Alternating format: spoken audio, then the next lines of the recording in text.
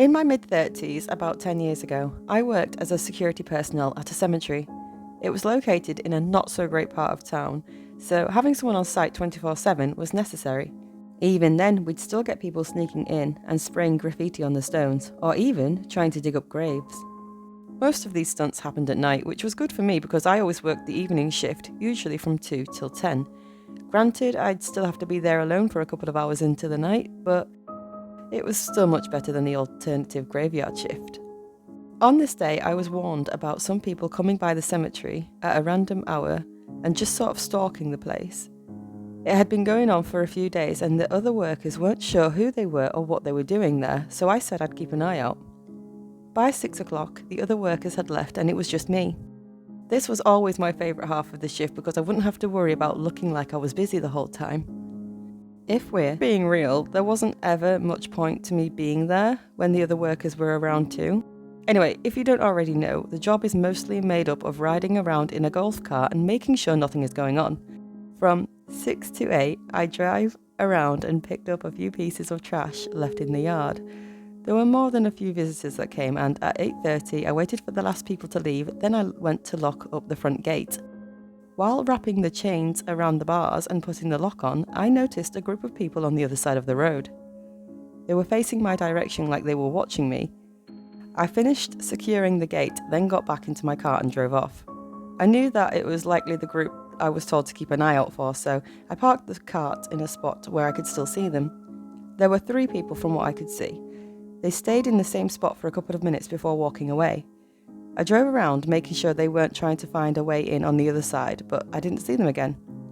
Around 9 o'clock, I parked by the front gate again for a few minutes when I heard a sharp sound echo through the field. I whipped my head around in the direction that it came from, but it was too dark to see. I started the cart back up and made my way through the field. The sound was so echoey and loud, I couldn't tell if it was from inside the cemetery or just from the outside of it. As I drove through, I started to see some figures in the distance. Only 2 figures though, not the 3 that I'd seen earlier. As I pulled closer, they noticed me, turning their bodies to face me, but not running. I stopped the cart maybe 15 feet away and I got out. "Place closes at 8:30, you gotta go," I called. I took a few steps forward. "Do I really have to call the cops?" I said, getting more irritated and slightly more nervous. That's when I noticed one of them was holding something. It was a shovel, but they weren't really standing close to any gravestones. I looked down at the ground next to them, and there was a clear spot that they'd been digging in. Then, out of nowhere, I heard a guy behind me yell. The 2 started running, and the one behind me ran in a different direction. I got in the cart and turned it on to try and chase the guy, but right away I could feel there was something wrong with the cart. It was shaking and wobbling when I tried to drive it. I got out and it was clear that the 2 left tyres had been slashed. I frantically called the police and ran to the main building. Thankfully, the group didn't seem interested in chasing me, but seeing as they had likely slashed the tyres with a knife, and that there were 3 of them, I was terrified. When the police arrived, the group was long gone.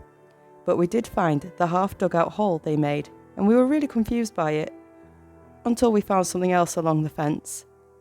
Not far from the hole they were digging, we found a body bag, and yes, unfortunately, there was a body in it.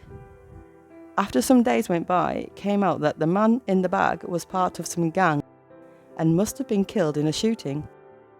What we think is that the group was trying to dispose of the body discreetly and thought that if they dug a grave in and buried him in the graveyard, then it would blend in and nobody would find it. I can't say it was a terrible plan, but the execution of it wasn't the best, although none of the men in the group were ever found or identified.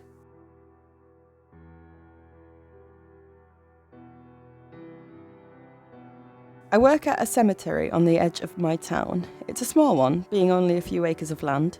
I'd been working there for a year at the time, and hated every minute of it. Not really because it was a cemetery, but because it was really boring. I was alone all night and sat in a room, small room, for most of the time. There was 2 cameras set up. There was 2 cameras set up on either side of the yard, and one on the entrance of the tiny building I was in. My boss always told me that my job was just to be there, and if anything actually happens, then to call the police and let them take care of it. In the whole year before this, not a single thing had happened. Again, it was a small cemetery in a small town, so not a lot of action was expected.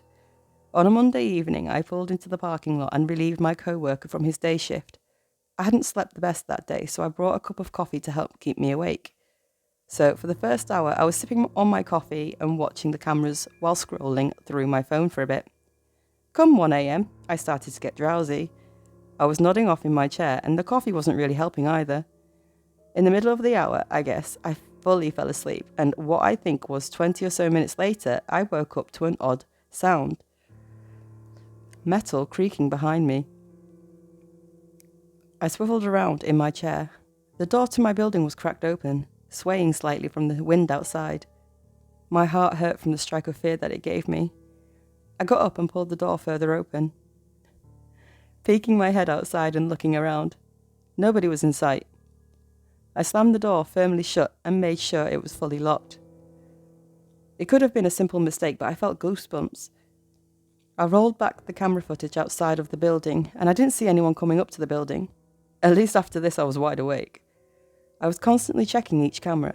About 10 minutes later, I saw something move on the screen.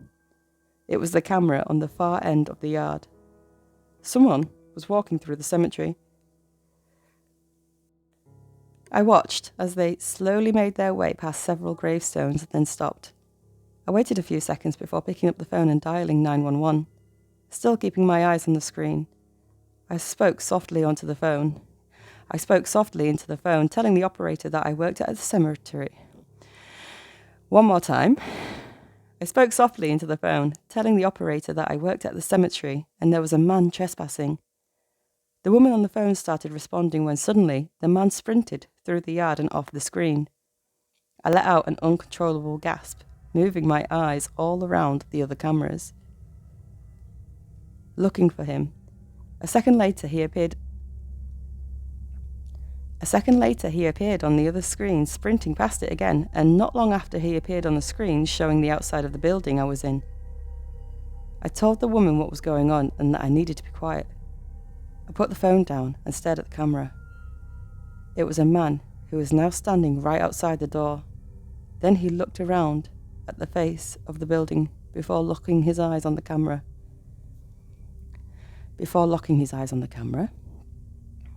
It made me shiver, seeing him stare at the camera, as if he could see me through the screen. Fuck.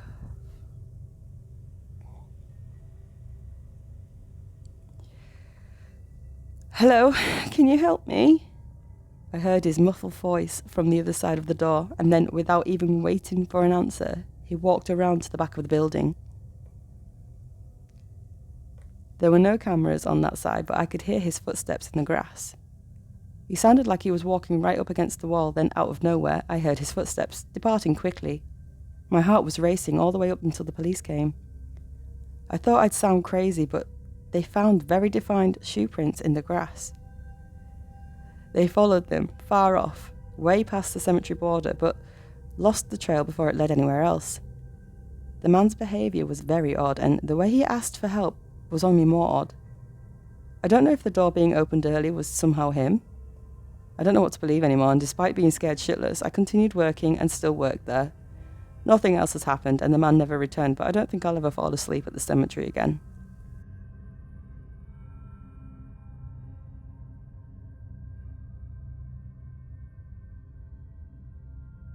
My friends and I were never the smartest group. We did some really stupid stunts like going to abandoned areas, vacant homes, etc. But the worst of it all was when we went to the cemetery one night. Every other thing we did, nothing ever happened, but this time was different. We were sophomores in high school and it was a Friday night, so of course we were hanging out. Most of the time, we didn't have a plan for anything. We would just kind of come up with things to do as the night goes on. But by 12, two of our friends had decided to go home because they were tired, which just left me and my friend Dan. Neither of us were that tired, but we also didn't want to be sat around at home bored all night, so Dan brought up the idea of going to a cemetery. There was one by his house, and he said it would be spooky and exciting to walk around it at night. We had nothing else better to do, I agreed. I don't remember thinking anything of it. Sure, it would be a little creepy and eerie, but I knew it was just a regular cemetery. We took Dan's car and drove to his house, where we parked and walked down the block to the gate surrounding the graveyard. There was a huge entrance gateway, but the gate that went around the perimeter was more of a short wooden fence. We climbed over with ease, and right away we got a rush of adrenaline. It was a creepy place, no doubt. There was almost no light, only a few dim standing lamps spread across the graveyard. I'm not sure what our goal was, but I think it was just to walk across the whole place without getting scared and then leave. We passed 10 or 15 gravestones when Dan came to a stop. He was looking ahead and told me to wait.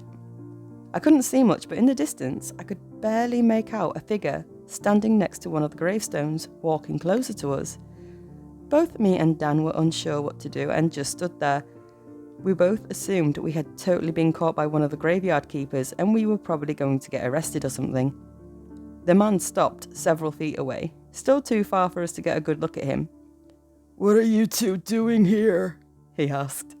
Dan nervously said that we were just exploring. "Well, I'm going to have to show you two out," he said. He told us to follow him, and we began walking back in the direction he came. I think both of us were just regretting not running away when we first saw him. As we walked behind him, he passed under one of those lamps, and both Dan and I immediately froze. The man was wearing ragged clothes, nothing like a gravekeeper would be wearing. This guy looked like he was homeless.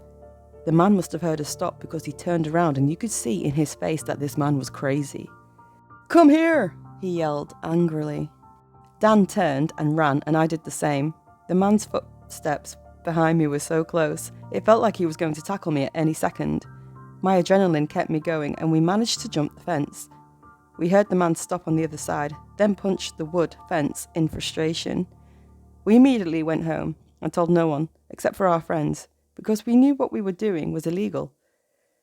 Both of us think that the man was homeless, and he was probably trying to rob us or maybe do something worse, and luckily we never made the mistake of going back there again.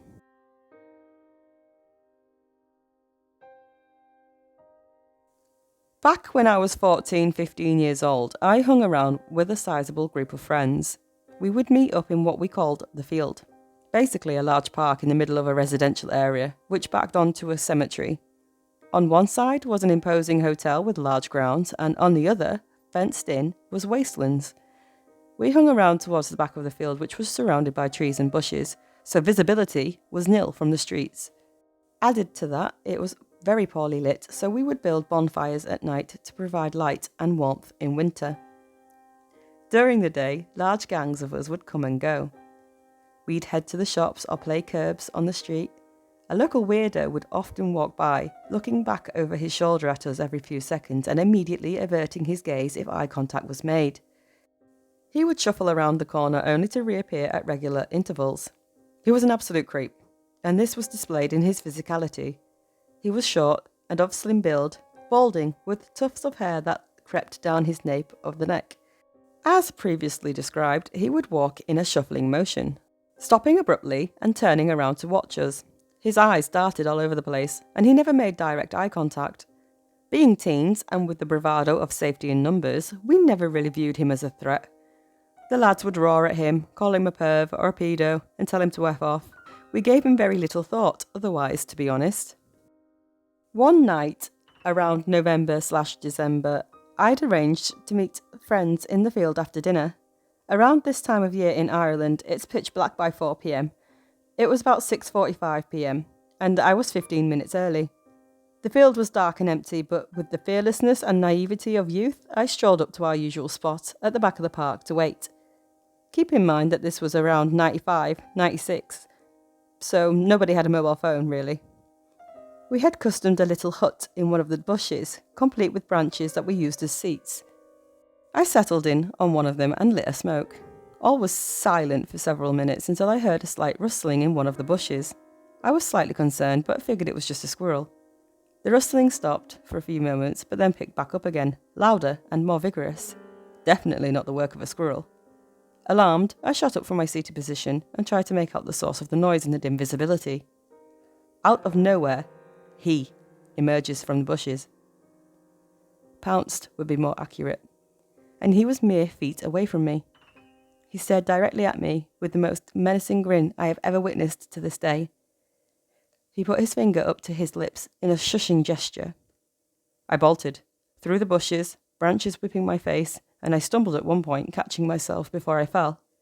I ran out of that goddamn park in what felt like slow motion at the time, straight to my house about 1/2 kilometre away. I don't know if he followed me. I didn't look back. I didn't see him again. As I later learned, he spent several years in a mental facility. The next I heard of him, he had murdered his father, beating and eventually stabbing him to death. Link to article here. He was convicted of murder and detained in a mental facility.